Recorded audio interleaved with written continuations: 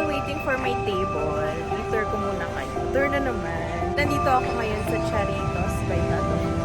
Naghanap tayo kanina ng cafe. Wala na akong patience maghanap sa Google. So dito na lang ulit. Dito na naman tayo sa wala akong time at energy mag-explore. Kaya doon na lang tayo sa familiar. Wala namang work today. Okay, see you later. Rating lang. Medyo maraming tao ngayon kasi siguro holiday. Ayan. Ayan. So, mabilis naman ng konti yung pag-aantay. Nakaupo na tayo. Sobrang perfect because merong outlet. Unfortunately, hindi ko nadala yung adapter. So, hindi rin ako makapagsaksa. Yung phone lang yung masasaksak. I think I'm gonna order some coffee and dessert. Ito nga pala yung itsura ng loob. But sabi ko, indoor seating na lang kasi medyo mainit. Masyadong exposed. Pakita ko sa inyo yung table. As in, mag-isa lang talaga. O, diba? Ang lungkot. But I don't mind. Para medyo may privacy, may wall. Kita ko pa rin naman yung outside. So, actually, may view dyan. Ito yun. Kung nakikita nyo, let's see. Good afternoon. Ito yung itsura ng indoor niya. Oh, okay lang. Okay lang naman. Ito siya vibe. Medyo maingay. Actually, medyo maingay dito. Pero, okay lang din. I don't mind. Tapos mamaya, wala pala silang coffee. Yan, coffee. Although hindi ako madalas mag-coffee. Alam niyo yan. Or baka hindi nyo alam. Kasi hindi ko naman sinasabi. Hindi ako mahilig sa coffee. Kasi depende. Many times lang. Kaya, caramel cheesecakes. Bakit hindi? Wait ha. Ang weird. Ba't hindi kasama yung... Tingnan niya. Bakit nakahiwala yung blueberry cheesecake sa other cheesecakes? Nasa under desserts siya at hindi sa cakes. Okay, gets ko na. May blueberry din dito. Dito siguro hindi bake yung blueberry cheesecake nito. Bake, kaya cake siya. Okay. May point. Cappuccino. Hot po, ma'am. Hot po. Oh.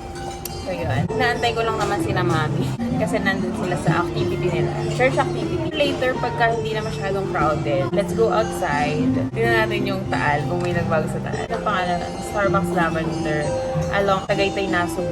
Doon ko vibe lagi mag-work. Kasi walang tao doon. Hidden Starbucks siya. Hindi siya kita sa labas. Kaya hindi masyadong pinupuntahan ng mga tao. Maganda yung visibility today. Very clear. Fun fact, may dalawang nakalitaw na thing doon sa lake. So, hindi ko alam talaga kung alin doon yung tadpole. Grab my book again to read some more. Although, lagi naman ako nadidistract. Hindi ko rin nababasa. Vlog lang natin. Kunwari nagbabasa ako. Ayan, so nag sila ng isang seat dito, isang chair. Wala naman akong kasama. So, whatever. Okay. Ito yung menu nila, by the way, kung curious kayo. Pero pwede naman sigurong nasa Google naman siya. So, yan yung menu. Screenshot nyo kung interested kayo. Since yan, napakita ko naman na sa inyo yung itsura ng loob. Meron pa tong taas. Parang ano eh, mga seats din na medyo mas colorful. Kung ganun pa rin. Kung ganun pa rin yan. Siguro mag-take lang ko ng konting pictures. Sabi, ang lakas talaga ng sounds nila, no? Walang vibe na vibe nila mag... Ay, hininaan tuloy. Narinig ba? Narinig ba ako tinawag na wala?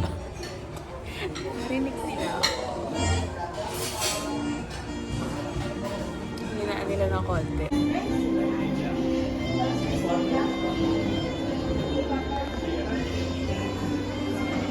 Okay guys, back to filming. Dumating na yung cappuccino. Gusto ko ng carrot cake, pero I don't think meron siya. Ayun pala. Carrot cake. Carrot cake.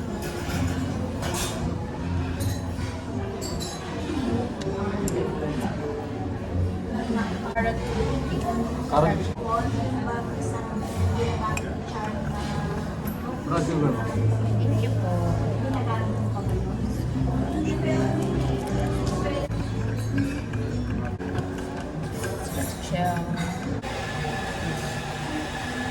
Thank you po. Let's see kung ano. I think for me, pare-pareho lang rin ang lasa ng kanin.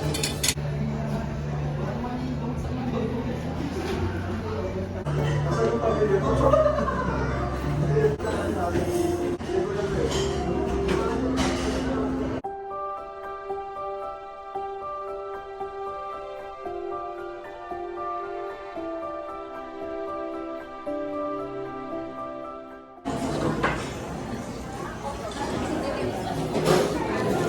is the rest of Charitos. Ito yung al fresco dining nila. Nice view of Taal.